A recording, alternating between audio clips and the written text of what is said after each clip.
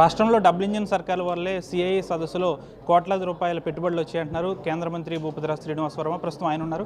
Sir, విశాఖలో జరిగిన CIA సదస్సుకు సంబంధించి ఎన్నో ఒప్పందాలు వచ్చాయి. ఇది డబుల్ ఇంజిన్ సర్కార్ వల్ల సాధ్యమైందనుకోవచ్చు.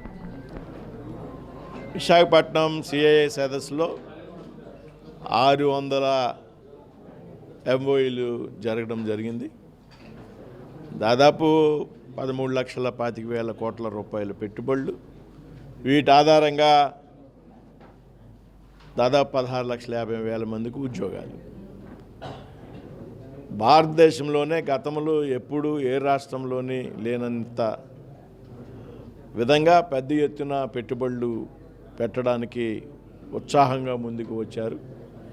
ఏదైతే ముఖ్యమంత్రి చంద్రబాబు నాయుడు గారు, లోకేష్ గారు కృషి కారణంగా, ఏదైతే కేంద్ర ప్రభుత్వం యొక్క భరోసా కారణంగా కేంద్ర ప్రభుత్వం పెద్ద ఎత్తున ఈ రాష్ట్రానికి ఇస్తున్నటువంటి ప్రాధాన్యతను గమనించి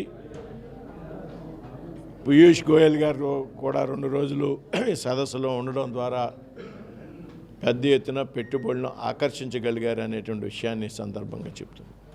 అంటే బీహార్ ఎన్నికలకు సంబంధించి ఎగ్జిట్ పోల్ అంచనాలకు తగ్గట్టుగా పెద్ద ఎత్తున భారీ విజయం సాధించారు. ఏం చెప్తారు? ఎగ్జిట్ పోల్ అంచనాలన్నీ తలకిందులు అయ్యాయి, తగ్గట్టుగా రాల, అన్నీ తలకిందులు అయ్యాయి. ఇది వన్ సైడ్ అన్నట్టుగా విక్టరీ ఒకే పక్కకి కేంద్రీకృతమైంది.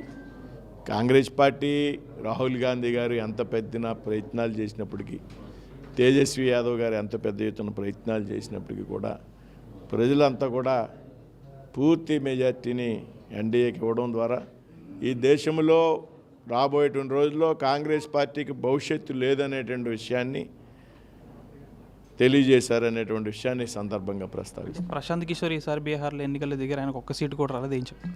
ప్రశాంత్ కిషోర్ రాజకీయ విశ్లేషకుడు అండి.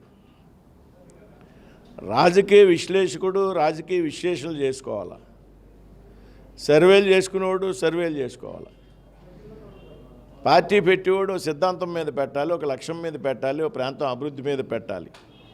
అంతేగాని సర్వేలు చేసుకునేవాడు, రాజకీయ విశ్లేషకుడు, ప్రతి ఒక్కడు రాజకీయాల్లోకి వచ్చి పార్టీ పెట్టి మంత్రులు, ముఖ్యమంత్రులు అయిపోవడం అనేటువంటి వ్యక్తులు ఎవరైతే ఉన్నారో వారందరికీ వేళ ప్రశాంత్ కిషోర్ అనేటువంటి వ్యక్తి ఒక చక్కటి ఉదాహరణ. రాష్ట్రంలో మరొక స్టీల్ ప్లాంట్ రాబోతుంది అంటున్నారు. ఎక్కడ?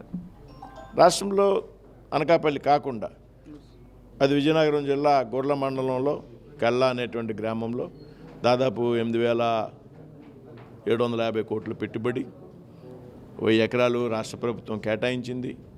అదేవిధంగా ఏదైతే గృహ వసతి కోసం ఒక 90 ఎకరాలు, రైల్వే స్లైడింగ్ కోసం కూడా అదనంగా ఒక 53 ఎకరాలు కేటాయించడం జరిగింది.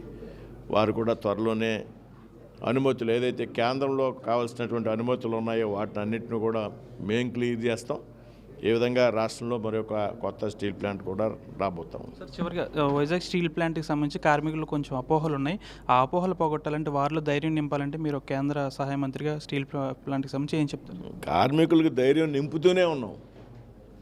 కార్మికులకు ధైర్యం నింపాలి, వారి తాలూకు ప్రయోజనాలు కాపాడాలి, వారి తాలూకు కుటుంబ సభ్యుల యొక్క ప్రయోజనాలు కాపాడాలనేటువంటి లక్ష్యంలో భాగంగానే స్టీల్ ప్లాంట్కి 11,500 కోట్ల రూపాయలు ప్యాకేజీ ఇచ్చాం.